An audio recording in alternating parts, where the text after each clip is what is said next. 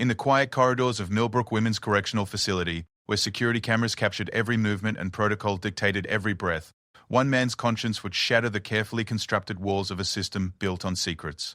Marcus Thompson had spent 8 years walking these hallways, checking locks and following orders without question.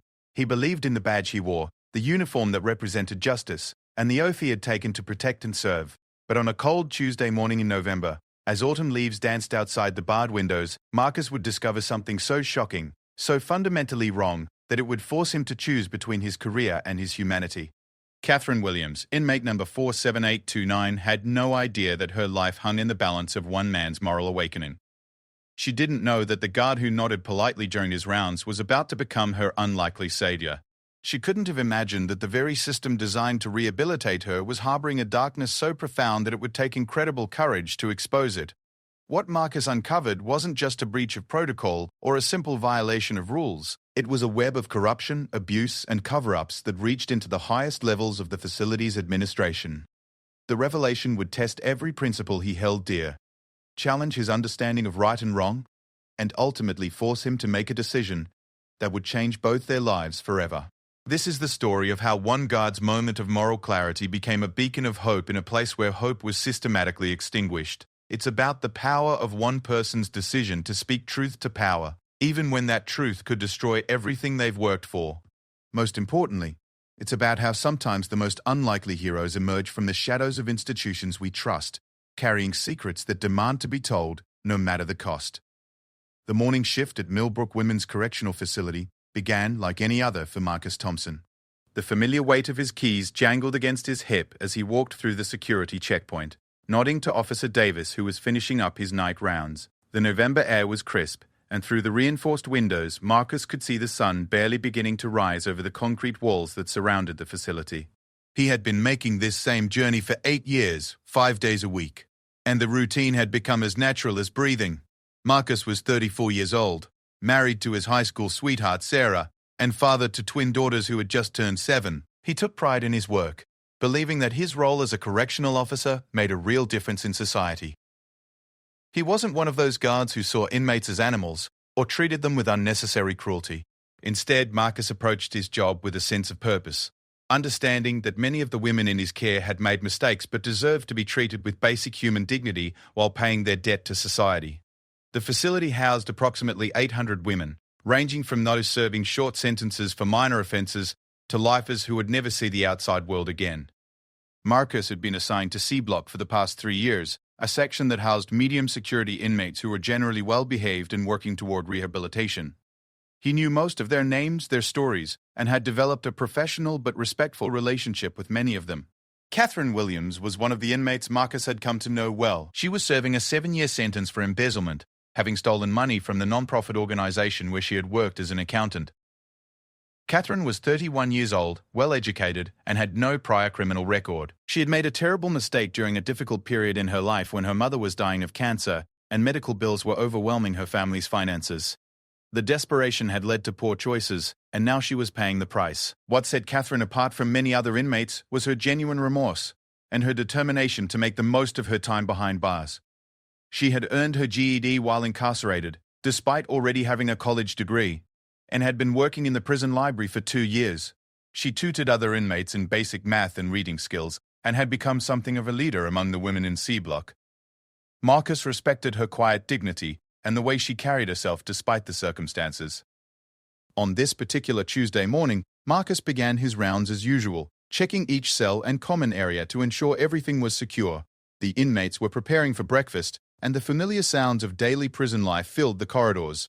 Conversations in various languages mixed with the clanking of metal doors and the shuffle of feet on concrete floors.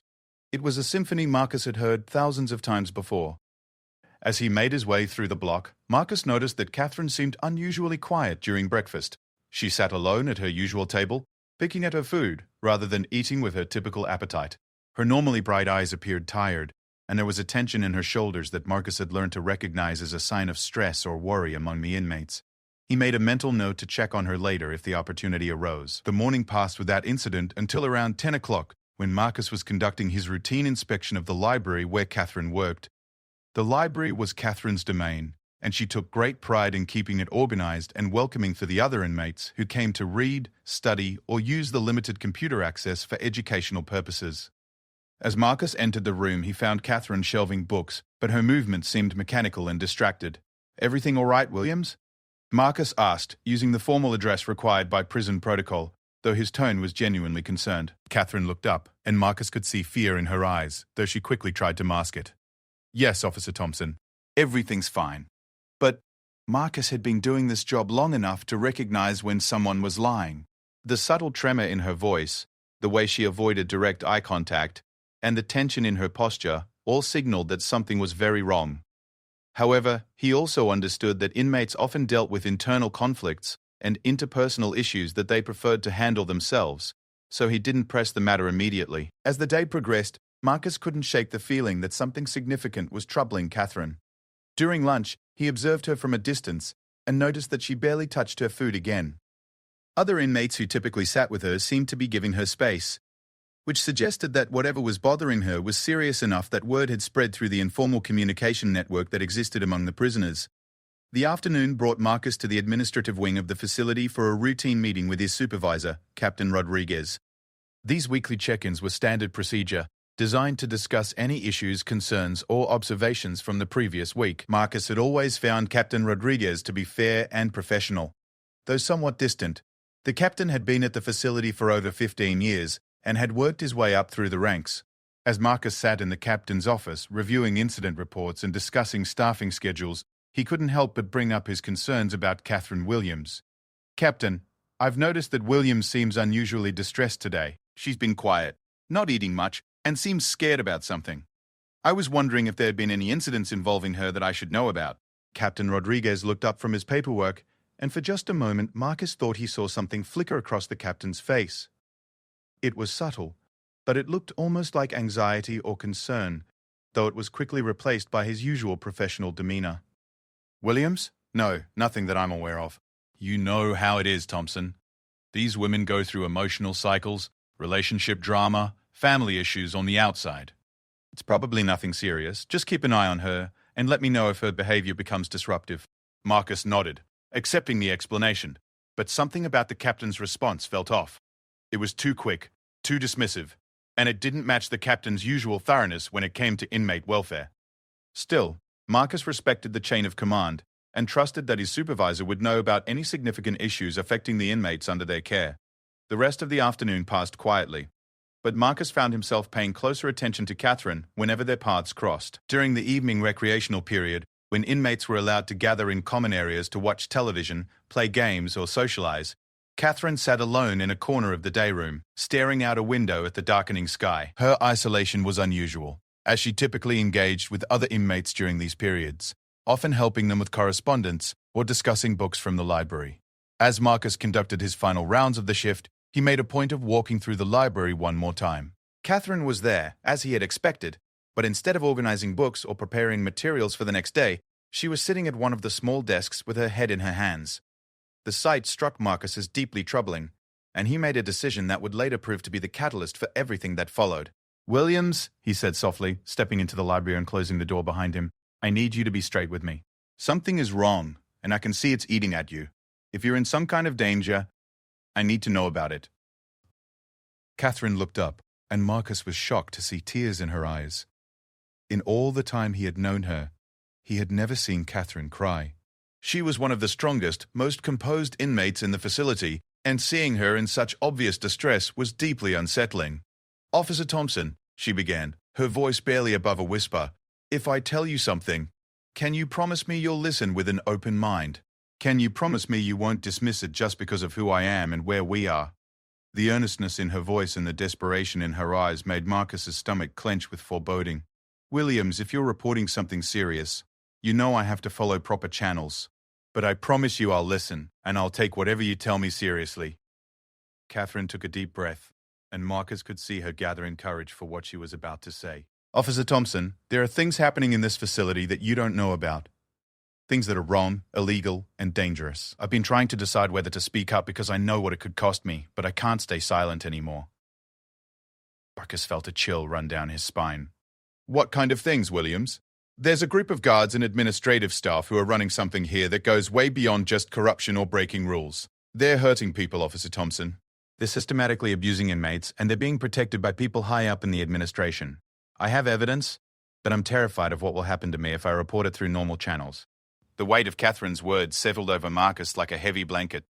In 8 years of working at the facility, he had occasionally seen instances of guards being too rough or cutting corners on procedures, but nothing that suggested systematic abuse or corruption. The idea that such things could be happening under his nose, in a place where he had trusted the system and believed in the mission, was almost impossible to comprehend. Williams, these are very serious accusations. You understand that, right? If you're making this up or exaggerating something minor— Officer Thompson, Catherine interrupted, her voice steady despite the tears still glistening in her eyes. I know exactly how serious this is. I know what it means for an inmate to accuse guards and administrators of criminal behavior. I know that my word means nothing compared to theirs in the eyes of the system. But I also know that if I don't speak up, more people are going to get hurt, and I won't be able to live with myself. Marcus stared at Catherine for a long moment, trying to process what she was telling him. Everything about her demeanor, her obvious fear, and the way she had been acting all day suggested that she was telling the truth. But the implications of what she was suggesting were staggering. If there really was systematic abuse and corruption happening at the facility, it would mean that everything he thought he knew about his workplace and his colleagues was wrong. What kind of evidence do you have? Marcus asked quietly. Catherine glanced around the library nervously, then reached into her pocket and pulled out a small piece of paper that had been folded multiple times. Names, dates, locations, and details about incidents I've witnessed or heard about from other inmates. There are photographs too, but they're hidden. Officer Thompson, what I'm about to show you will change everything. Once you know what I know, you'll have to decide whether you're going to be part of the solution or part of the problem. Marcus's hand trembled slightly as he reached for the piece of paper. He had come to work that morning expecting another routine day, another ordinary shift in a job he thought he understood. Instead, he was about to receive information that would challenge everything he believed about the institution where he had worked for nearly a decade. As he unfolded the paper and began to read the careful handwriting, Marcus felt his world beginning to shift. The names listed included guards he worked with every day, supervisors he respected, and administrators he had trusted. The dates went back over 2 years, and the descriptions of incidents were detailed and specific, but it was the pattern that emerged from Catherine's careful documentation that made Marcus's blood run cold.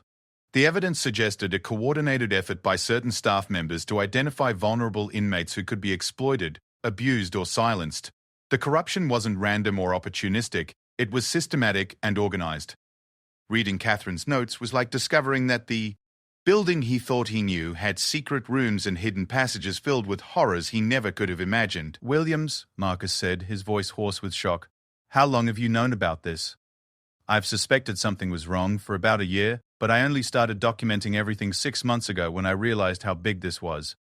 I thought about reporting it, but I was scared that the people involved would find out and retaliate. Then last week, something happened that made me realize I couldn't wait any longer. Marcus looked up from the paper, meeting Catherine's eyes. What happened last week? Catherine's voice dropped to barely a whisper. They threatened me directly. They told me that if I ever spoke about what I knew, they would make sure I never made it to my release date. They said they had ways of handling inmates who caused problems, and that my accident-prone reputation would make it easy to explain if something happened to me. The final piece of Catherine's revelation hit Marcus like a physical blow. Not only was there systematic corruption and abuse happening at the facility, but Catherine herself was now in immediate danger because of what she knew.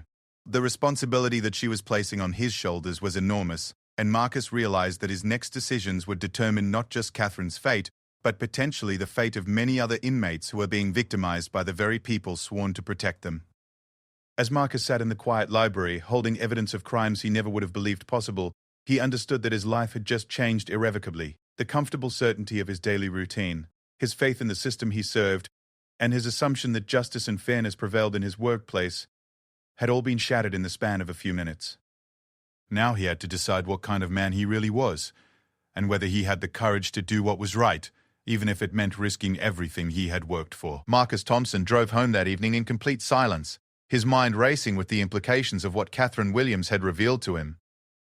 The familiar route through his suburban neighborhood, past the elementary school where his daughters would be attending in a few years, past the grocery store where he and Sarah did their weekly shopping, felt surreal and distant. Everything looked the same, but Marcus felt as though he was seeing his world through different eyes, as if Catherine's revelation had fundamentally altered his perception of reality itself. At home, Sarah was in the kitchen preparing dinner while the twins, Emma and Sophie, worked on their homework at the dining room table. The scene was perfectly normal, exactly what Marcus had come home to hundreds of times before. But tonight he felt like an intruder in his own life. How could he sit down to dinner and discuss Emma's upcoming school play or Sophie's latest art project when his head was filled with evidence of systematic abuse and corruption? "You're quiet tonight," Sarah observed as they sat down to eat. She had known Marcus since they were teenagers, and she could read his moods better than anyone. Rough day at work? Marcus looked across the table at his wife, studying her concerned expression and the familiar warmth in her eyes. Sarah believed in his work, supported his choice to become a correctional officer, and often told people how proud she was that her husband was making a difference in the world. How could he tell her that the institution he represented might be fundamentally corrupt? How could he explain that he was now in possession of information that could destroy his career and potentially put their family in danger? "Just the usual stuff," Marcus lied, forcing a smile. "Nothing worth worrying about." But as the evening wore on, Marcus found it increasingly difficult to maintain the pretense of normalcy while helping Emma with her math homework. He kept thinking about the careful documentation in Catherine's handwriting. While reading Sophie a bedtime story, he found himself wondering how many other inmates were living in fear of the very people who were supposed to protect them. And as he lay in bed next to Sarah, listening to her peaceful breathing, Marcus stared at the ceiling and wrestled with the most difficult decision of his life. The next morning, Marcus arrived at work early, hoping to have some time to think before the facility came to full life. He sat in his car in the parking lot, watching other guards and administrative staff arrive for their shifts. Some of these people were named in Catherine's documentation. Officer Bradley, who always seemed friendly and professional, was allegedly involved in smuggling contraband into the facility in exchange for sexual favors from inmates. Supervisor Walsh, who had mentored Marcus during his early years at the facility, was supposedly part of a group that targeted vulnerable inmates for systematic abuse. Looking at these colleagues through the lens of Catherine's allegations, Marcus began to notice things he had previously overlooked or dismissed. The way certain guards seemed to have more money than their salaries should allow, spending freely on expensive cars and vacation trips. The way some inmates seemed unusually fearful around specific staff members, and how certain guards always volunteered for particular assignments or shifts. The pattern of incident reports that seemed to minimize injuries or provide convenient explanations for inmate complaints. As Marcus walked through the security checkpoint, Officer Davis greeted him with the same friendly nod as always. But now Marcus found himself wondering, was Davis one of the corrupt officers, or was he, like Marcus himself, completely unaware of what was happening around them? How many of his colleagues were involved, and how many were simply blind to the reality of what was occurring in their workplace? During his morning rounds, Marcus made a point of observing interactions between inmates and staff more carefully than ever before. He watched for signs of fear, unusual deference, or the kind of tension that might indicate coercion or abuse. What he saw troubled him deeply. There were subtle indicators everywhere once he knew what to look for. Inmates who seemed afraid to make eye contact with certain guards, conversations that stopped abruptly when particular staff members approached, and a general atmosphere of anxiety that Marcus had previously attributed to the normal stress of prison life. When Marcus reached the library for his routine check, Catherine was already at work, but her demeanor was noticeably different from the previous day, where she had been visibly distressed and emotional the day before. Now she seemed resigned and watchful. She acknowledged Marcus with a brief nod, but continued with her work, organizing returned books and preparing materials for the day's educational programs. "Williams," Marcus said quietly, "we need to continue our conversation from yesterday." Catherine looked up, and Marcus could see both hope and fear in her expression. "Officer Thompson, I've been thinking about what I told you, and I want you to know that I understand the position I've put you in. I know this isn't easy for you, and I know that helping me could cost you everything. If you've decided that you can't get involved, I'll understand." Her words hit Marcus harder than any accusation or demand could have. Catherine wasn't pressuring him or trying to manipulate him into action. Instead, she was offering him an escape, acknowledging the personal cost of doing the right thing, and giving him permission to walk away. But her willingness to release him from the obligation only made Marcus more determined to help her. "Williams, I've thought about this all night, and I need you to tell me everything. Not just what you wrote down, but everything you know, everything you've seen, and everything you suspect." If we're going to do this, we need to do it right. Catherine's eyes filled with tears of relief, but she quickly composed herself. Officer Thompson, are you sure, once I tell you everything, there's no going back? You'll know things that will put you in danger too. I'm sure. But we need to be smart about this. We can't meet here again like this. It's too risky. Is there somewhere else we can talk privately? Catherine thought for a moment. The chapel. During evening services, most of the guards are busy with other duties, and the chaplain is usually focused on the service. There's a small office behind the altar where supplies are kept. If we're careful, we could meet there tomorrow evening. Marcus agreed to the plan, and they spent the rest of their brief interaction discussing the logistics of their clandestine meeting. As he left the library, Marcus felt the weight of conspiracy settling on his shoulders. He was now actively planning to help an inmate expose corruption within his own workplace, and every step he took was carrying him further from the safety of ignorance and closer to a confrontation with forces he didn't fully understand. The rest of the day passed slowly, with Marcus hyper-aware of every interaction he witnessed between staff and inmates. During lunch, he noticed Officer Bradley having what appeared to be a casual conversation with an inmate named Maria Santos, but something about their body language suggested a relationship that went beyond professional duty. When Supervisor Walsh walked through C Block during the afternoon recreation period, several inmates seemed to find urgent reasons to leave the common area, and Marcus observed the way Walsh's presence created an atmosphere of tension and unease.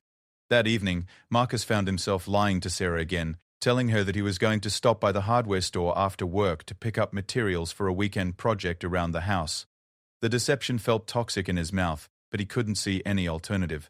Sarah trusted him completely, and her world was built on the assumption that her husband was one of the good guys, working for an institution that represented justice and rehabilitation. Marcus couldn't bring himself to shatter that trust until he fully understood what he was dealing with. Instead of going home, Marcus drove to a coffee shop across town where he could think without interruption. He ordered a cup of coffee and sat in a corner booth, trying to process the magnitude of what Catherine had revealed and what he was contemplating doing about it. If her allegations were true, they represented not just individual acts of corruption, but a systematic failure of the institution he had devoted 8 years of his life to serving. Marcus thought about the oath he had taken when he became a correctional officer, promising to uphold the law, protect the public, and treat inmates with dignity and respect. He thought about the training he had received, emphasizing professionalism, ethics, and the importance of maintaining the public trust. He thought about his own motivations for entering the field, his desire to make a positive difference in the world and to be part of a system that balanced punishment with the possibility of redemption. All of these principles and beliefs were now being challenged by the possibility that his workplace was harboring criminal behavior and that some of his colleagues were systematically abusing the people they were sworn to protect. The cognitive dissonance was overwhelming, but Marcus found that his core values were pointing him toward a clear course of action, regardless of the personal cost. The next evening, Marcus volunteered to work a double shift, which would give him a legitimate reason to be at the facility during the evening chapel service. As the day shift ended and the evening crew took over, Marcus positioned himself where he could observe the flow of staff and inmates throughout the facility.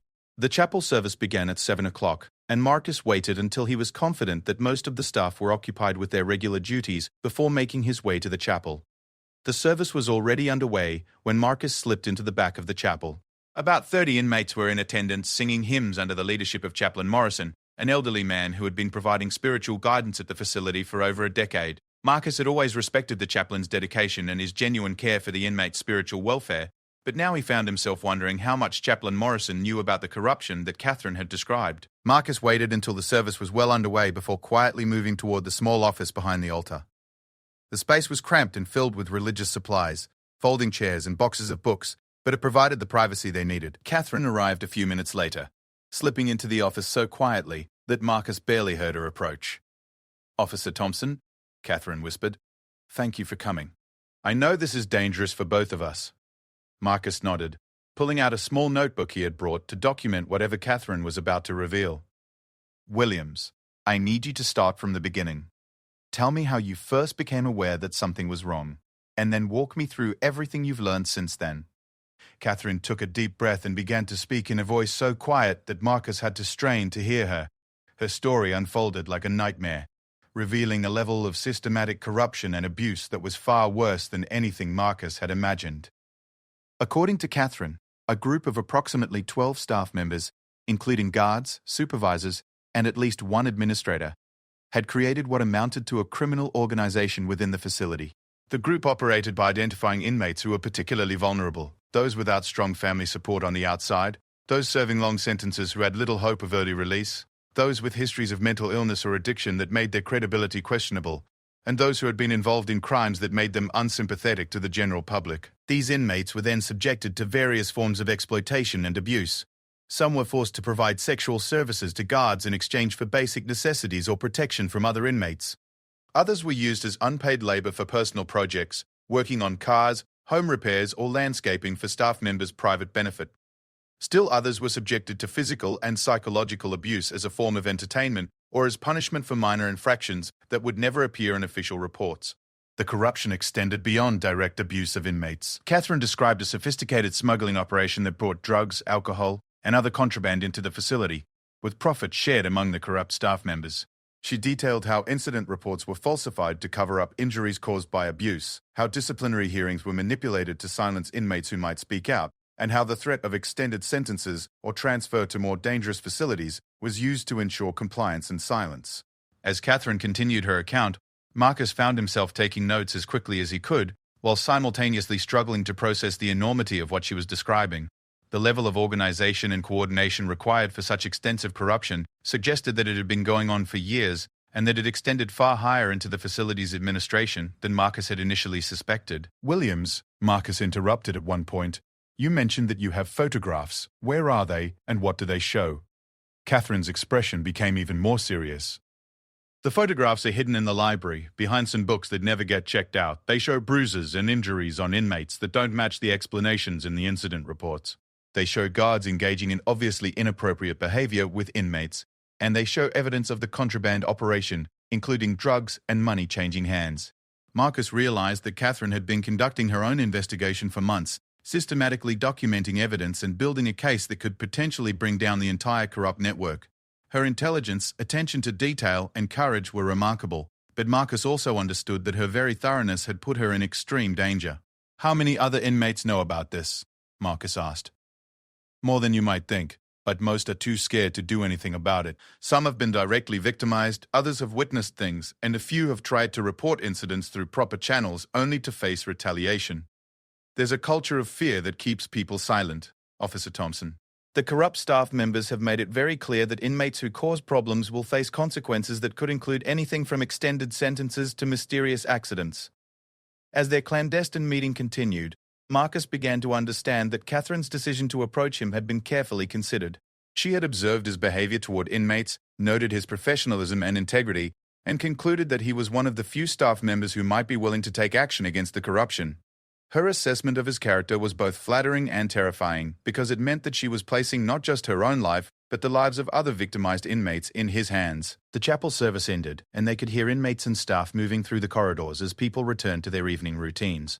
Marcus and Catherine had been talking for over an hour, and Marcus's notebook was filled with names, dates, locations, and descriptions of incidents that painted a picture of systematic criminal behavior within the facility. "Williams," Marcus said as they prepared to leave their hiding place, "I need those photographs, and I need any other evidence you have. But more than that, I need you to stay safe while I figure out how to handle this. Don't do anything that might make the corrupt staff suspicious. Act normal, keep your head down, and wait for me to contact you." Catherine nodded, but Marcus could see the fear in her eyes. "Officer Thompson, they're watching me. I can feel it. They know I'm a threat, and they're looking for an excuse to silence me permanently. How long do you think we have before they decide to act?" Marcus wished he could offer her reassurance, but the truth was that he had no idea how much time they had or what resources were available to protect Catherine while he figured out how to expose the corruption. What he did know was that Catherine Williams had entrusted him with information that could save lives and bring justice to a system that had been perverted by criminal behavior. The weight of that responsibility was crushing, but Marcus also felt a clarity of purpose that he had never experienced before in his life. As he drove home that night, Marcus understood that he had crossed a line from which there was no return. He was now actively working to expose corruption within his own workplace, and every day that passed increased the risk to both himself and Catherine. But he also knew that turning back was not an option, not when he now knew the truth about what was happening to the inmates he was sworn to protect. The following morning, Marcus woke up before his alarm. His mind immediately flooded with thoughts about the evidence Catherine had shared and the dangerous game they were now playing. As he went through his morning routine, showering and dressing for work while Sarah and the twins still slept, Marcus felt the weight of his double life pressing down on him. He was no longer just a correctional officer going to work. He was now an undercover investigator gathering evidence against his own colleagues. At breakfast, Sarah noticed his distraction again. "Marcus, you've seemed really stressed lately. Is everything okay at work? You know you can talk to me about anything." Marcus looked across the table at his wife, seeing the genuine concern in her eyes, and felt a stab of guilt about the secrets he was keeping. "There are just some challenging situations at the facility right now." "Personnel issues? You know how it is. Nothing I can't handle." Sarah reached across the table and squeezed his hand. "Just remember that whatever you're dealing with, we're in this together. You don't have to carry everything alone." Her words were meant to be comforting, but they only made Marcus feel worse about the deception. Sarah believed they shared everything, that their marriage was built on complete honesty and trust. She had no idea that her husband was now involved in something that could potentially destroy their comfortable, stable life. At work, Marcus found himself hyper-aware of every interaction he witnessed. During the morning briefing, Captain Rodriguez discussed routine matters like staffing schedules and maintenance issues, but Marcus found himself studying the captain's face for signs of deception or knowledge about the corruption Catherine had described. When Officer Bradley made a joke about inmates being lazy and needing firmer discipline, Marcus wondered if the comment reflected the callous attitude that enabled abuse. Marcus had arranged to meet Catherine in the library during his lunch break, ostensibly to discuss her request for additional educational materials for the other inmates. When he arrived, Catherine was helping an elderly inmate named Dorothy with a letter to her grandchildren, demonstrating the kind of patience and compassion that had made her a respected figure among the women in C Block. After Dorothy left, Marcus and Catherine had a few minutes alone. Catherine quickly retrieved a small package from behind a row of rarely used reference books, handing it to Marcus with trembling hands. "These are copies of the photographs I told you about," Catherine whispered. "The originals are hidden somewhere else, but these should be enough to show you what we're dealing with. Officer Thompson, I have to warn you that some of these images are disturbing. They show injuries that were inflicted deliberately, and they show staff members engaging in behavior that violated every professional standard." Marcus tucked the package inside his jacket, feeling its weight like a physical burden. "Williams, I've been thinking about how to handle this, and I think we need to go outside the facility's chain of command. If the corruption goes as high as you suspect, reporting it internally could just alert the people involved and give them time to destroy evidence or retaliate against witnesses." Catherine nodded, relief evident on her face. "I was hoping you'd come to that conclusion. Officer Thompson, there's something else you need to know. I'm not the only inmate who's been documenting what's happening here. There are 3 other women who have been keeping records, and they're all willing to testify if we can guarantee their safety." This revelation was both encouraging and terrifying. Having multiple witnesses would strengthen any case they might build, but it also meant that more people were at risk, and the conspiracy to expose the corruption was growing larger and more difficult to keep secret. "Who are the other women, and how do we contact them safely?" Marcus asked.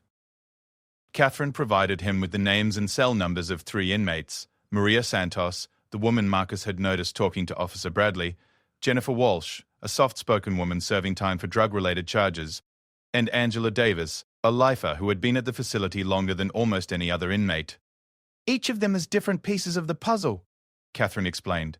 "Maria has been directly victimized by some of the guards, and she has detailed information about the sexual abuse. Jennifer witnessed financial transactions and has information about the contraband smuggling operation. Angela has been here the longest, and she knows the history of how this corruption developed and who the key players are." Marcus realized that Catherine had essentially organized an underground intelligence network within the prison, with each woman contributing different types of evidence to build a comprehensive case. Her leadership and organizational skills were remarkable, but they also made her an even bigger target for retaliation. That afternoon, Marcus began his own careful investigation, observing the staff members Catherine had named as part of the corrupt network. He watched Officer Bradley during his interactions with female inmates, noting the inappropriate familiarity in his manner and the way certain women seemed uncomfortable around him. He observed Supervisor Walsh making unscheduled visits to certain cell blocks and noticed how his presence seemed to create an atmosphere of tension and fear. During his evening rounds, Marcus encountered Angela Davis in the common area where she was reading alone. Angela was in her 50s, a woman with graying hair and intelligent eyes who had been serving a life sentence for over 15 years. She had a reputation as someone who kept to herself but commanded respect from other inmates due to her wisdom and her refusal to be intimidated by anyone. When Marcus approached her, Angela looked up from her book and studied his face with an intensity that made him uncomfortable. "Officer Thompson," she said quietly, "I understand you've been talking to Catherine Williams about certain problems we've been having around here." Marcus felt a chill of fear. If word was spreading about his conversations with Catherine, it was only a matter of time before the corrupt staff members became aware of the investigation. "Davis, I'm not sure what you mean." Angela smiled slightly, but her expression remained serious. "Officer Thompson, I've been watching you for 8 years. I've seen how you treat people, how you handle difficult situations, and how you respond when you see something wrong. Catherine didn't choose you randomly to confide in. She chose you because she knew you were one of the few people in this place who might actually do something about what's been happening here." Her words carried a weight of authority that came from years of experience and observation. Angela had survived 15 years in the prison system, and Marcus realized that her assessment of his character was probably more accurate than his own self-perception. "If I were hypothetically involved in addressing certain problems," Marcus said carefully, "what would someone like you want me to know?" Angela glanced around to make sure they weren't being observed, then leaned forward slightly. "I'd want you to know that this corruption didn't start overnight. It's been building for years, getting worse as the people involved became more confident that they wouldn't face consequences. I'd want you to know that it involves people you wouldn't suspect, people who seem professional and ethical on the surface. And I'd want you to know that they've been very careful to target inmates who they think won't be believed or won't be missed if something happens to them." Marcus absorbed this information, understanding that Angela was providing him with crucial context for the evidence he had already gathered. If someone were trying to address these problems, what would be the biggest challenges they'd face? "The biggest challenge would be the code of silence among staff members," Angela replied. "Even guards who aren't directly involved often look the other way because they don't want to be seen as troublemakers or because they're afraid of retaliation. The second biggest challenge would be the assumption that inmates are always lying, especially when they make accusations against staff members. People on the outside tend to believe that if someone is in prison, they probably deserve whatever happens to them." Angela's insights were sobering but helpful. Marcus was beginning to understand that exposing the corruption would require not just evidence, but a strategy for overcoming the institutional and societal biases that would work against the inmates' credibility. Later that evening, after his shift ended, Marcus drove to a secluded park where he could examine the photographs Catherine had given him without risk of being observed. What he saw in those images shattered any remaining doubts he might have had about the severity of the situation. The photographs showed clear evidence of physical abuse, bruises in patterns that suggested beatings, injuries that were obviously inconsistent with the explanations in official incident reports, and healing wounds that indicated systematic violence. Other images showed staff members in compromising positions with inmates, violating every professional boundary and legal standard. Still others depicted the exchange of contraband, with guards clearly identifiable as they handed drugs or other illegal items to inmates. Marcus felt sick as he looked through the images, but he also felt a burning anger that gave him new determination. These photographs represented real people who had been victimized by the very system that was supposed to protect them. Each image was evidence of a crime, and collectively they painted a picture of institutional failure that demanded action. Over the next several days, Marcus carefully arranged to speak with each of the other inmates Catherine had identified. Maria Santos was a young woman in her 20s who had been repeatedly sexually abused by Officer Bradley and 2 other guards. Her account was detailed and devastating, describing a pattern of coercion that used threats of extended punishment and promises of special treatment to force her compliance. Jennifer Walsh provided information about the financial aspects of the corruption, describing how she had witnessed guards collecting payments from inmates' families in exchange for special privileges or protection. She had also seen evidence of the contraband smuggling operation, including the distribution network that moved drugs and other illegal items throughout the facility. Each conversation added new dimensions to Marcus's understanding of the corruption, but it also increased his sense of urgency. The women were clearly frightened, and Marcus could see that their fear was intensifying as they became more involved in the effort to expose the truth. He realized that time was running out and that he needed to take action before the corrupt staff members became aware of the investigation and moved to silence the witnesses. Marcus spent his weekend researching options for reporting the corruption to authorities outside the facility.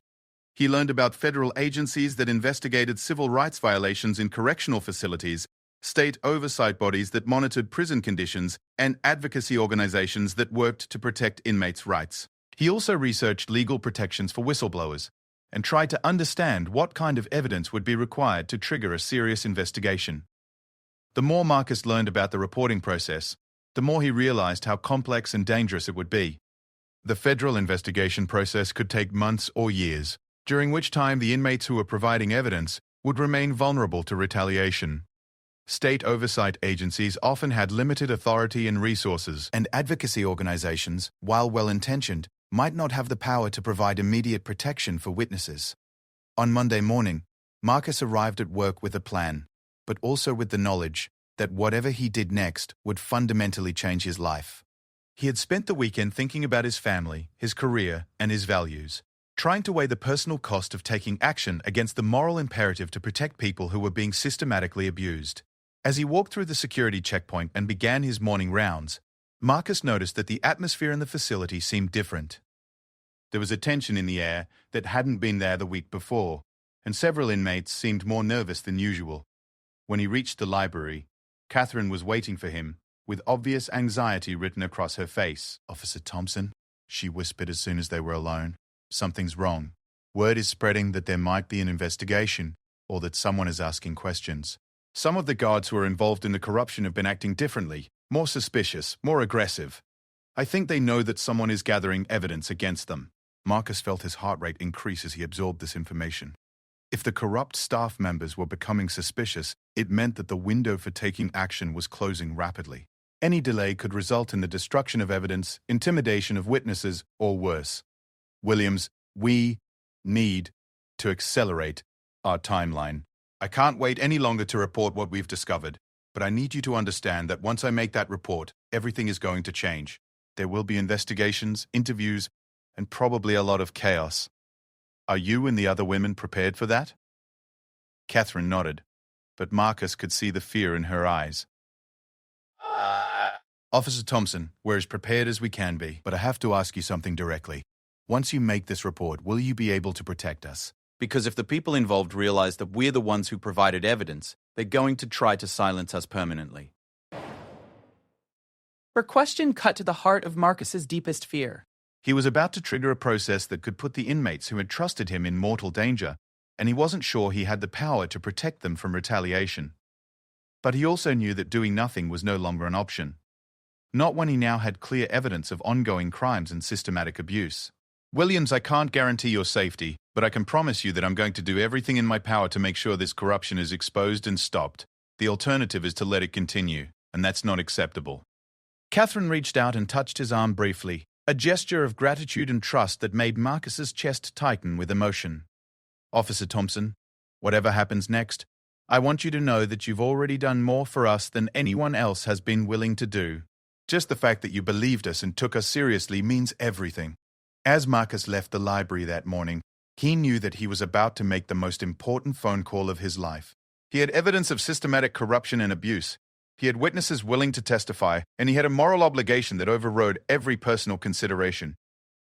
The only question remaining was whether he would have the courage to follow through on his convictions, knowing that doing so would change everything for himself, his family, and the women who had placed their trust in him. Marcus sat in his patrol car during his lunch break, staring at his cell phone with the number for the FBI's Civil Rights Division already dialed. His finger hovered over the call button as he wrestled with the final moments of doubt and fear that threatened to overwhelm his resolve. Once he made this call, there would be no turning back. His quiet life as a correctional officer, his comfortable relationships with his colleagues, and his family's sense of security would all be sacrificed in the name of justice for inmates who most of society had written off as undeserving of protection.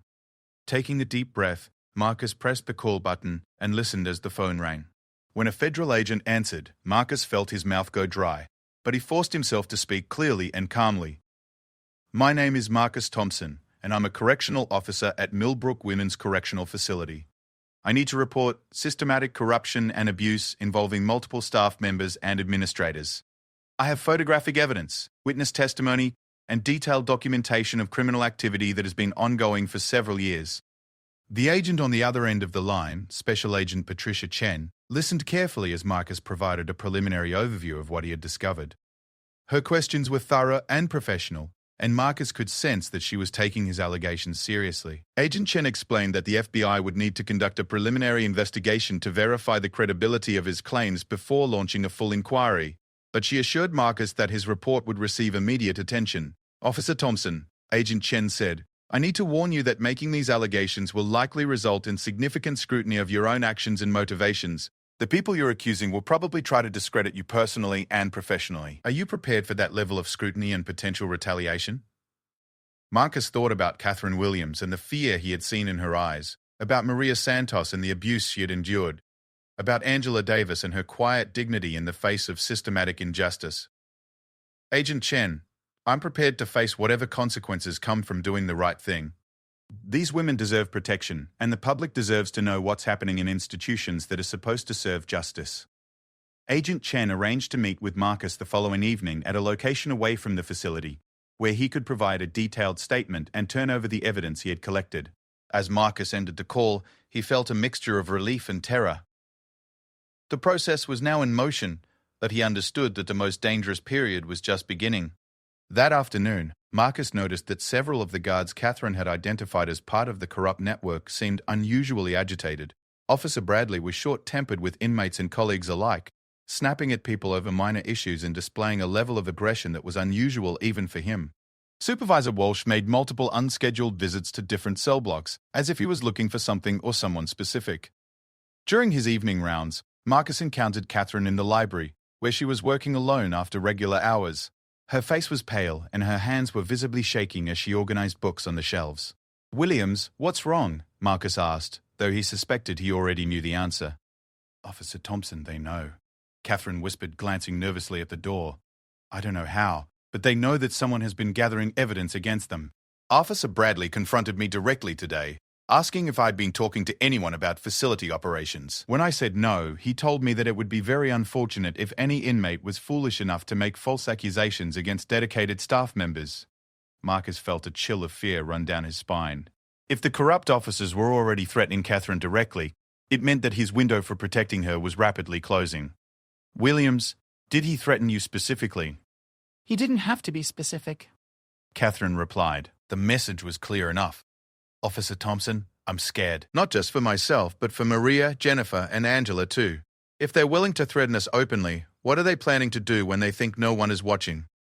Marcus realized that he needed to accelerate the timeline for federal intervention. But he also knew that bureaucratic processes couldn't be rushed beyond certain limits. In the meantime, he had to find ways to protect the women who had trusted him with their lives. "Williams, I need you to stay close to other people as much as possible. Don't go anywhere alone. Don't accept any special assignments or transfers, and document everything that happens, no matter how minor it seems. I've already contacted federal authorities, and help is coming, but we need to buy some time." Catherine nodded, but Marcus could see the doubt in her eyes. She understood better than he did how vulnerable inmates were within the facility, and she knew that federal investigations move slowly, while prison retaliation could happen in an instant. The next evening, Marcus met Agent Chen at a coffee shop in a neighboring town, far enough from the facility to reduce the risk of being recognized by colleagues. Agent Chen was a woman in her 40s with short gray hair and intelligent eyes that reminded Marcus of Angela Davis. She listened carefully as Marcus provided a detailed account of everything he had learned, taking notes and asking clarifying questions that demonstrated her understanding of both law enforcement procedures and the dynamics of correctional facilities. When Marcus showed her the photographs Catherine had provided, Agent Chen's expression became grim. "Officer Thompson, these images clearly show evidence of criminal activity. However, I need to warn you that building a federal case will require extensive corroboration and investigation. In the meantime, the inmates who provided this evidence could be in serious danger." "Agent Chen, what can we do to protect them while the investigation proceeds?" Marcus asked. "That's one of the most challenging aspects of these cases," she replied. "We can't remove inmates from the facility without cause, and we can't provide them with protective custody without alerting the people we're investigating. Our best option is to work quickly to gather additional evidence while monitoring the situation closely." Agent Chen explained that the FBI would begin by conducting background checks on the staff members Marcus had identified, looking for patterns of behavior, financial irregularities. They would also begin reaching out to former inmates who had been released from the facility to see if any of them were willing to provide testimony about abuse they had witnessed or experienced. "Officer Thompson, I need to ask you a difficult question, Agent Chen said. Are you willing to continue working at the facility as an undercover source for our investigation? It would mean gathering additional evidence and monitoring the situation, but it would also put you in significant personal danger. Marcus thought about Sarah and the twins, about the comfortable life they had built together, and about the risks he would be taking by continuing to work undercover. But he also thought about Catherine's courage in approaching him, about the systematic abuse that was continuing every day, and about the other inmates who were suffering in silence. Agent Chen, I'll do whatever you need me to do to stop this corruption and protect those women. Agent Chen provided Marcus with secure communication methods and detailed instructions for documenting any additional evidence he might discover. She also gave him emergency contact information and procedures for requesting immediate intervention if the situation became too dangerous. As Marcus drove home that night, he felt the weight of his new role as a federal informant. He was now actively working to build a case against his own colleagues while maintaining the pretense of being a loyal member of the correctional staff.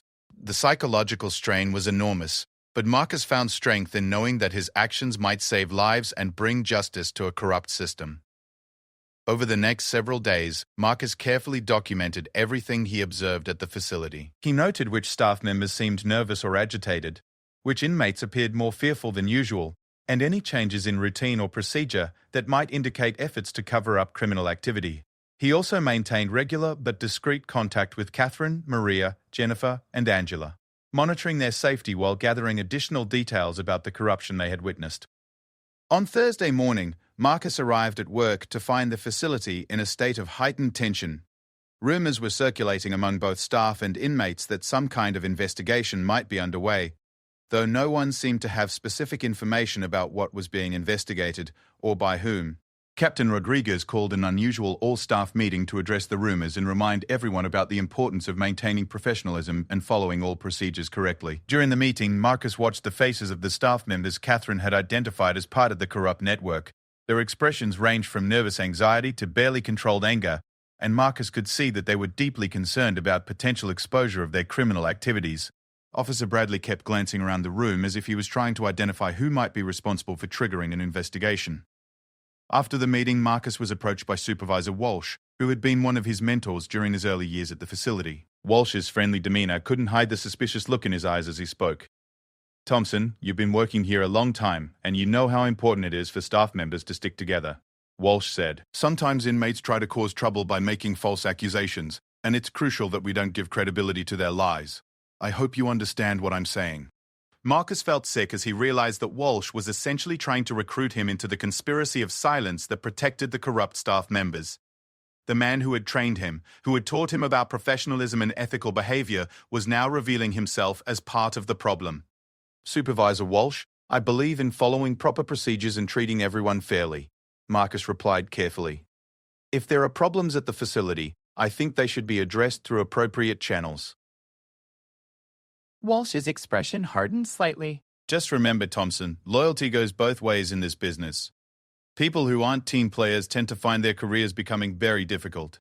The barely veiled threat was clear, but Marcus maintained his composure and simply nodded before walking away.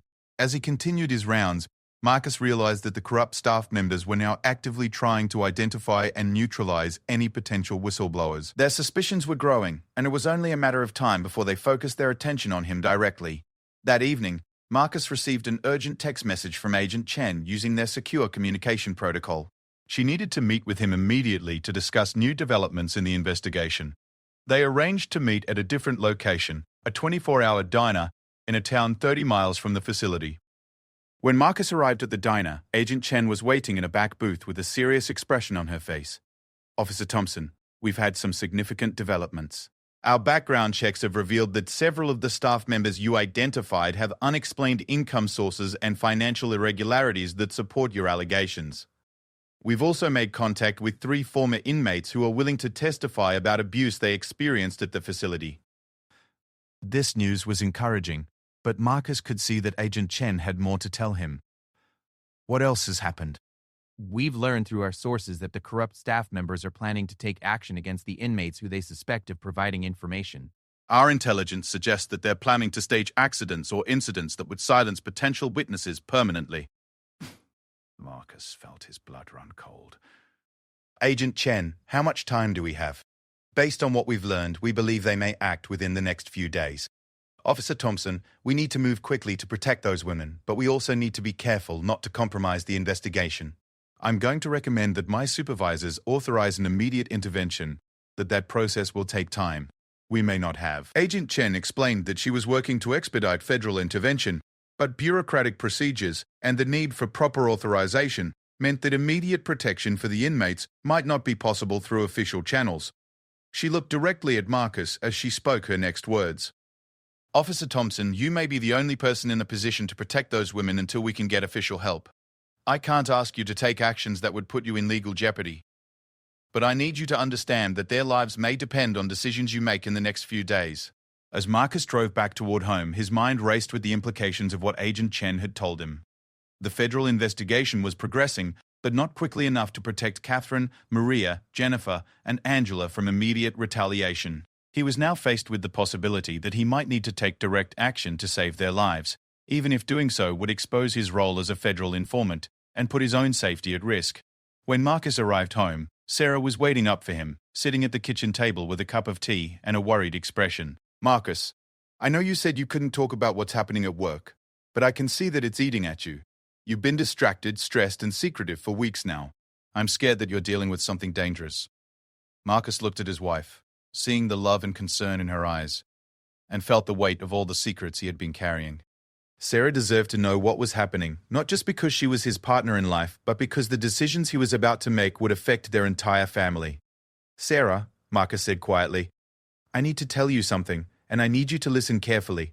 What I'm about to share with you could put our family in danger, but I can't keep carrying this alone anymore. As Marcus began to explain the situation to Sarah, he realized that he was about to discover whether his wife would support him in the most difficult decision of his life, or whether the truth about what he had been doing would destroy the foundation of trust that their marriage was built upon. Either way, Marcus knew that the comfortable certainty of his old life was about to end forever, and that the choices he made in the next few hours would determine not just his own future, but the fate of 4 women whose lives had been placed in his hands. Sarah listened in stunned silence as Marcus told her everything.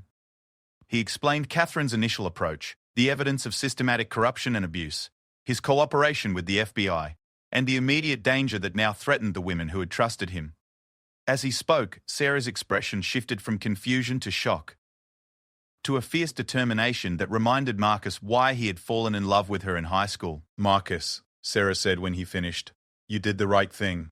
I'm proud of you for having the courage to stand up for those women, and I'm proud that they saw something in you that made them feel safe enough to ask for help. Whatever happens next, we'll face it together. Her support gave Marcus the strength he needed to make the decision that had been forming in his mind throughout the evening. Sarah, I may need to take some actions tomorrow that could put me in danger and probably end my career. Are you prepared for that possibility? Sarah reached across the table and took his hands. Marcus, 8 years ago you took a job because you wanted to make a difference in the world. Tomorrow you have a chance to actually do that. Yes, I'm scared about what might happen to us, but I'm more scared about what will happen to those women if you don't act. With Sarah's support, Marcus felt a clarity and determination that had been eluding him throughout the crisis. He spent the rest of the evening working with Sarah to prepare for various scenarios, including the possibility that he might be arrested, fired, or threatened with retaliation. They discussed financial preparations, emergency contacts, and even the possibility that the family might need to relocate if Marcus's role as a federal informant became known to the wrong people. The next morning, Marcus arrived at work knowing that this might be his last day as a correctional officer at Millbrook Women's Correctional Facility.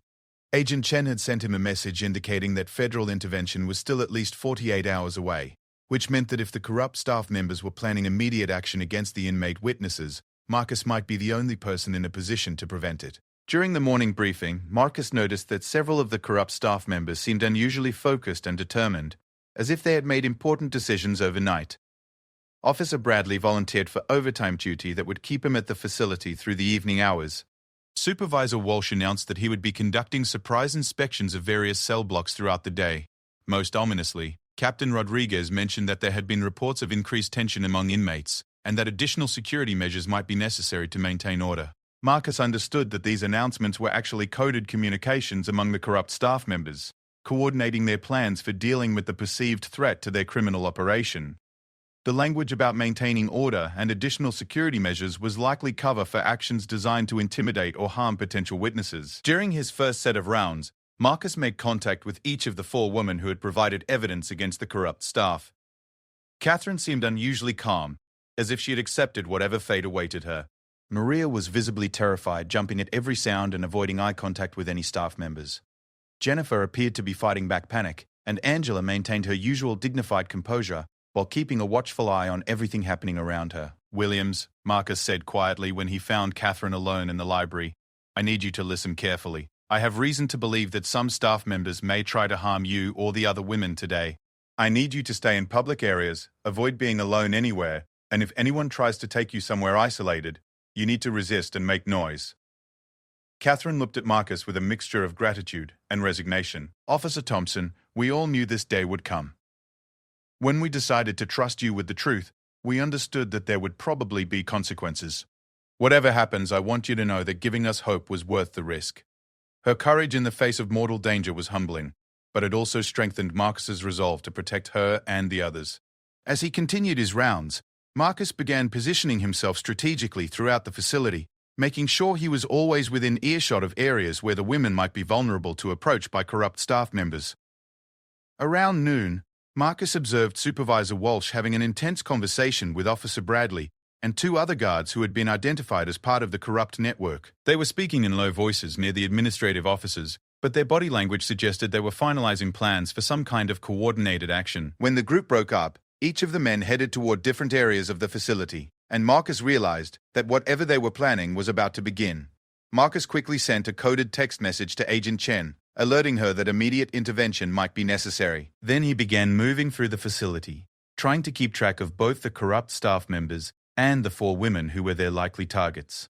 The crisis began when Marcus saw Officer Bradley approaching Maria Santos in a corridor that was temporarily empty due to a shift change.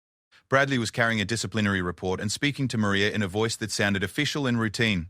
But Marcus could see the fear in Maria's eyes as she was instructed to follow Bradley to an isolated area for questioning. Marcus knew that if he intervened directly, he would expose his role as a federal informant and potentially compromise the entire investigation. But he also knew that if he allowed Bradley to take Maria somewhere private, she might not survive the encounter. Making a split-second decision that would change everything, Marcus approached the pair. "Officer Bradley," Marcus said loudly enough to be heard by anyone in the vicinity, "I believe Maria Santos is scheduled for a medical appointment right now. I was asked to escort her to the infirmary."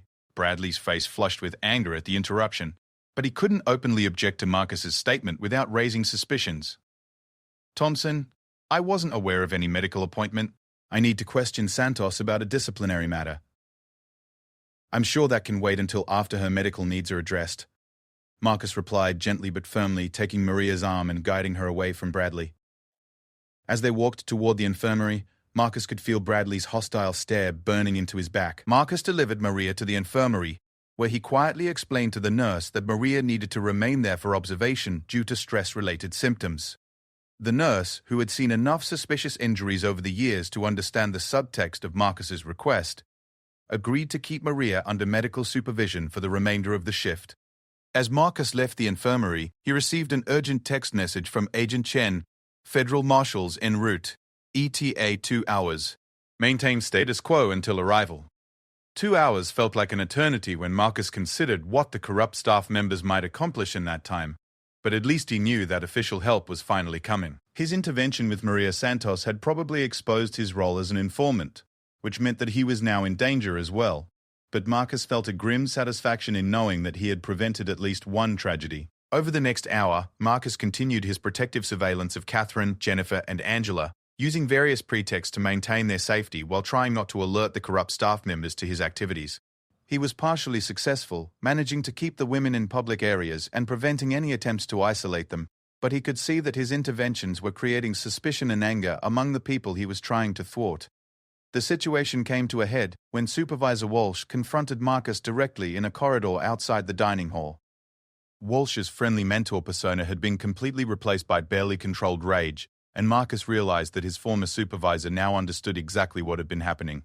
"Thompson," Walsh snarled, "you've been causing problems all day, interfering with legitimate security operations and undermining staff authority.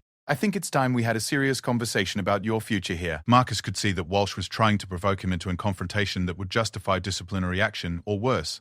But Marcus also knew that backing down might give Walsh the opening he needed to harm one of the women under Marcus's protection. Supervisor Walsh, Marcus replied calmly. I've been following all proper procedures and protocols. If you have concerns about my performance, you're welcome to document them through appropriate channels. Walsh stepped closer, his voice dropping to a threatening whisper. Thompson, you have no idea what you've gotten yourself into. There are things happening here that are bigger than you understand, and people who won't hesitate to eliminate problems. If you're smart, you'll forget whatever you think you know and focus on keeping your job and protecting your family. The direct threat to his family made Marcus's blood run cold, but it also crystallized his resolve. These people weren't just criminals. They were terrorists who used fear and intimidation to maintain their power over vulnerable people. The idea that they might threaten Sarah and his daughters made Marcus feel a fury he had never experienced before. Supervisor Walsh, Marcus said, his voice steady despite the rage building inside him, I think this conversation is over. As Marcus walked away, he knew that his cover was completely blown and that the next few hours would determine whether justice prevailed or whether the corrupt staff members would succeed in silencing their opponents permanently. He sent another urgent message to Agent Chen, reporting Walsh's direct threats and requesting immediate intervention. The response came back quickly. Federal marshals, 30 minutes out. Maintain position and document everything. 30 minutes might as well have been 30 hours, given the level of tension and danger that now filled the facility. Marcus could see that the corrupt staff members were preparing for some kind of final action, and he knew that he might be the only thing standing between them and the women they wanted to silence. The climax came when Marcus saw Captain Rodriguez, Officer Bradley, and two other corrupt guards moving purposefully toward the library, where Catherine was working alone. Their body language indicated violent intent, and Marcus realized that they had decided to eliminate the primary witness against them regardless of the consequences. Marcus positioned himself between the group of corrupt officers and the library entrance, knowing that this confrontation would determine the outcome of everything that had happened over the past several weeks. As Captain Rodriguez approached, Marcus could see a combination of desperation and determination in his eyes that made it clear the captain was prepared to do whatever was necessary to protect the criminal operation he had been running. Thompson, Captain Rodriguez said, step aside. We have official business with inmate Williams. Captain, I can't allow you to enter the library without proper documentation and supervision, Marcus replied, though they both knew this had nothing to do with proper procedures. Thompson, you're relieved of duty. Report to my office immediately for disciplinary action. Captain, I'm afraid I can't do that until the end of my assigned shift. Marcus could see the other corrupt officers spreading out to surround him, and he realized that they were prepared to use force to get past him. Just as the situation was about to explode into violence, the sound of heavy footsteps echoed through the corridor, and Marcus saw a group of federal marshals approaching with their weapons drawn. Federal agents, the lead marshal shouted. Everyone step back and keep your hands visible. The arrival of federal law enforcement transformed the entire situation instantaneously. The corrupt staff members, who had seemed so powerful and dangerous just moments before, suddenly looked like what they really were, common criminals who had been caught in the act. Captain Rodriguez's face went pale as he realized that his criminal empire was collapsing around him. Over the next several hours, Marcus watched as the federal agents systematically arrested the corrupt staff members and began the process of securing evidence and interviewing witnesses. Agent Chen personally thanked Marcus for his courage and assured him that his actions had prevented what could have been a tragedy. Catherine Williams, Maria Santos, Jennifer Walsh, and Angela Davis were all placed in protective custody while they provided detailed testimony about the corruption and abuse they had witnessed and experienced. Their courage in coming forward, despite the obvious danger to themselves, was instrumental in building the federal case that would eventually result in multiple convictions and significant prison sentences for the corrupt staff members. In the weeks that followed, Marcus found himself testifying before federal grand juries, cooperating with internal investigations, and dealing with the complex aftermath of exposing systematic corruption within his own workplace. The process was difficult and sometimes dangerous, as supporters of the corrupt staff members made various attempts to intimidate him and his family. But through it all, Marcus felt a sense of purpose and satisfaction that he had never experienced in his previous work. He had made a real difference in the world, not by following routine procedures or maintaining institutional order, but by having the courage to stand up for people, who couldn't protect themselves. The facility underwent massive reforms in the aftermath of the scandal, with new leadership,